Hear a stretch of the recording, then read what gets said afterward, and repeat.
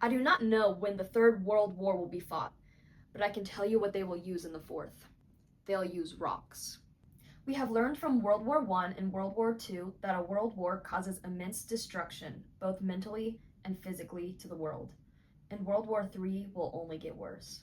This vicious prediction comes accounted for by the massive change in technology in such a short amount of time and the recent history we have witnessed via social media. Today I will talk about my educated theory about how World War III will play out and what things will make it like a war we have never seen before.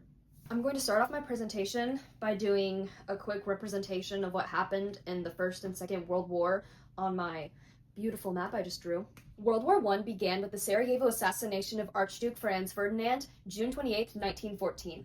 Within a month of these deaths, Austria-Hungary and Serbia would be at war, followed by the rest of Europe shortly after. It was categorized into two sides, the Allies and the Central Powers. The Allies consisted of Serbia, as well as the Russian Empire, Romania, France, Portugal, Italy, Greece, Great Britain, and the US eventually joined in 1917.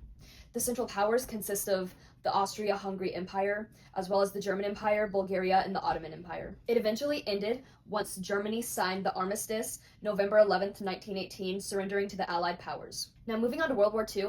World War II started September 3rd, 1939, whenever British declared war on Germany following their invasion of Poland. World War II was divided into two sides, the Allied powers and the Axis powers. The Axis powers consist of Nazi Germany, Italy, and Japan.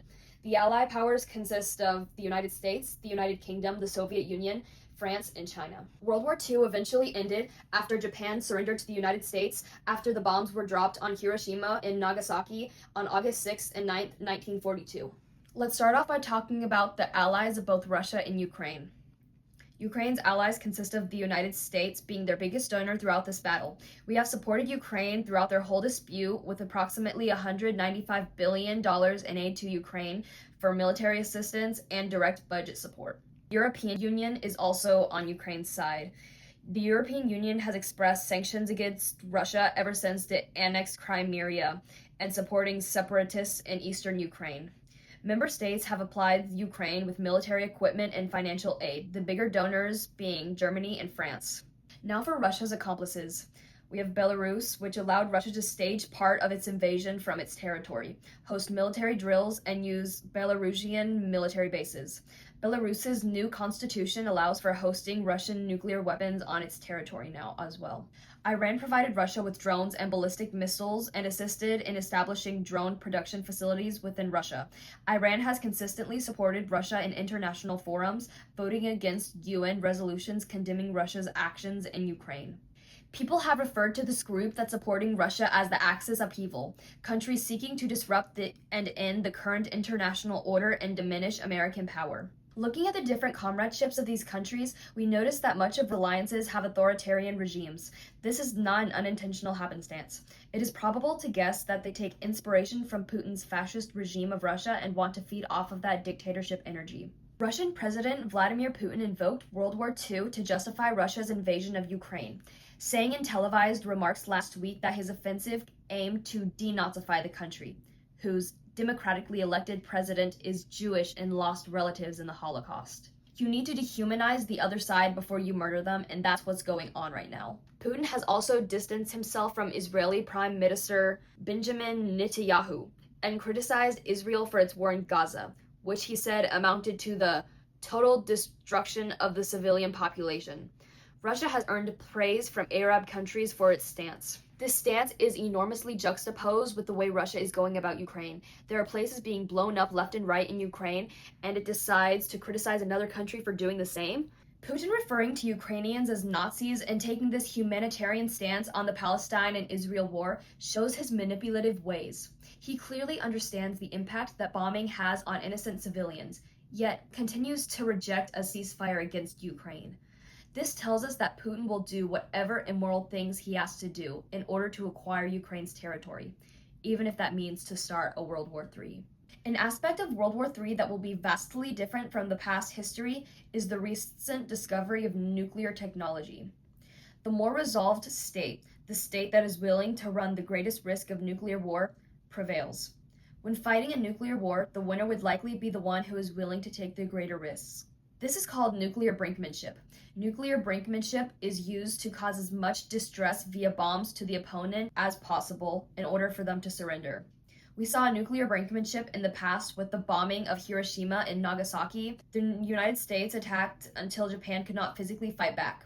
Russia has displayed this through the continual attacks on Ukraine, attempting to slowly chip away at their land and the society. I think it's also worth noting that Russia is the #1 holder for nuclear weapons, occupying 5,449 nuclear technologies. And the USA is second, having 5,277. Russia and the United States both understand how to win a nuclear war, and they both have enough nuclear weapons to turn the world into a grim image.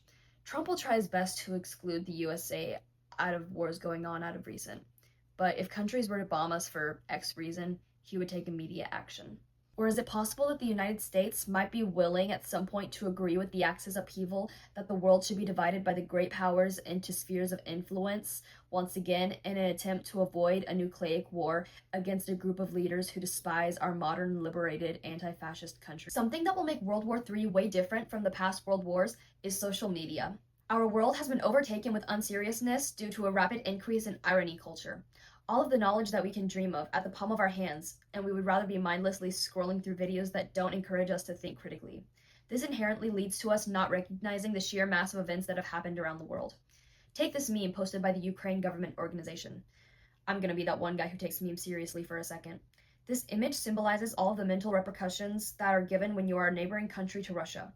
Them being a country who partakes in putting their opponents in a position of nuclear brinkmanship causes ruckus from the bombs, missiles, and nuclear warfare, results in a sensation of a headache, making living by them not very enjoyable.